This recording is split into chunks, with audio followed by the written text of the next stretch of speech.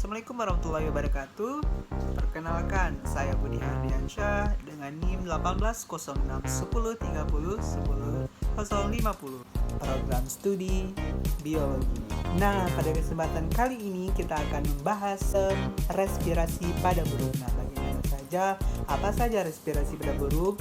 Untuk tahu info selanjutnya, cek kita video berikut ini. Baik, pada kesempatan kali ini kita akan membahas tentang sistem respirasi pada burung. Sistem respirasi pada burung. Alat pernapasan pada burung adalah paru-paru. Paru-paru pada burung mempunyai ukuran yang relatif kecil bila dibandingkan dengan tubuh. Tetapi dalam prinsipnya, sistem pernapasan pada burung ini mirip dengan hewan mamalia pada umumnya. Tetapi pada burung terdapat tambahan 9 kantong udara atau subcus pneumaticus. Fungsi kantong udara ini yaitu sebagai perluasan paru-paru yang fungsinya untuk menampung udara cadangan, sedangkan pertukaran gasnya tetap dilakukan di dalam paru-paru. Alat pernapasan burung. Yang pertama adalah lubang hidung. Nah, terdapat 2 lubang hidung, yaitu lubang luar dan dalam. Lubang hidung luar terdapat pada pangkal paru sebelah atas dan berjumlah sepasang. Sedangkan lubang hidung dalam terdapat pada langit-langit rongga mulut. Nah, yang kedua adalah trakea. Trakea tersusun atas tulang rawan yang berbentuk lingkaran.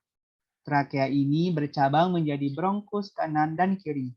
Bronkus ini kemudian akan menghubungkan siring dengan paru-paru. Siring memiliki selaput yang akan bergetar dan menghasilkan bunyi jika ada udara yang lewat. Nah, selanjutnya adalah paru-paru. Nah, paru-paru terdapat sepasang dan menempel di dinding dada bagian dalam. Paru-paru pada burung dibungkus oleh selaput paru-paru atau pleura dan berhubungan dengan kantong udara. Paru-paru burung tidak memiliki alveoli dan sebagai gantinya adalah pembuluh udara yang disebut dengan parabronki.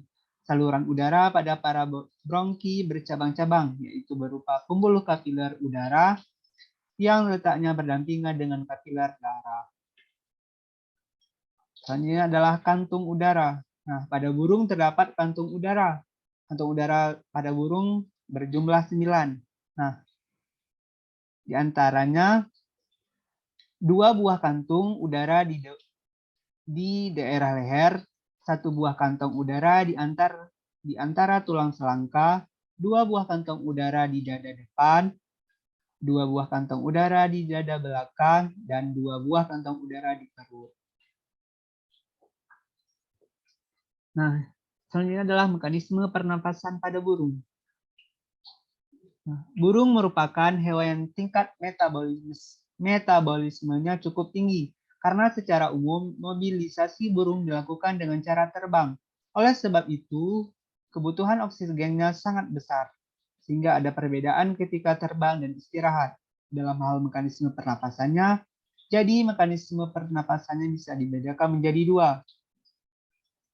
Nah, yang pertama adalah pernapasan saat istirahat, yaitu ada proses inspirasi, proses ekspirasi, dan pernapasan saat terbang, yaitu proses inspirasi dan proses ekspirasi. Nah, yang pertama kita akan bahas dulu adalah pernapasan saat istirahat. Yang pertama adalah proses inspirasi. Nah, prosesnya yaitu tulang rusuk mengambang keluar sehingga rongga dada membesar.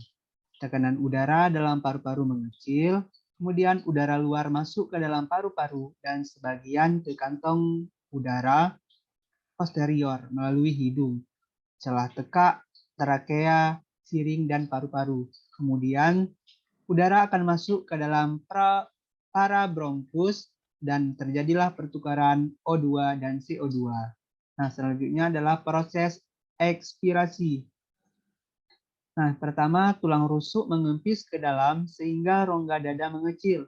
Kemudian tekanan udara dalam paru-paru meningkat. Selanjutnya udara keluar dari paru-paru dan kantong udara. Saat udara melewati paru-paru akan terjadi difusi O2 dan CO2. Nah, selanjutnya adalah pernapasan saat terbang. Nah, pernapasan saat terbang pertama adalah proses inspirasi. Berbeda pada saat istirahat, pada saat terbang mekanisme mengembangnya rongga dada tidak dapat dilakukan. Nah, disinilah fungsi dari kantong-kantong udara. Nah, yang pertama adalah proses inspirasi. Nah, burung mengepakkan sayap atau ketika sayapnya terangkat, kemudian kantong udara yang berada di antara udara yang terletak di bawah ketiak mengembang, kemudian udara masuk ke dalam kantong udara di bawah ketiak. Selanjutnya terjadi difusi O2 dan CO2 di dalam paru-paru.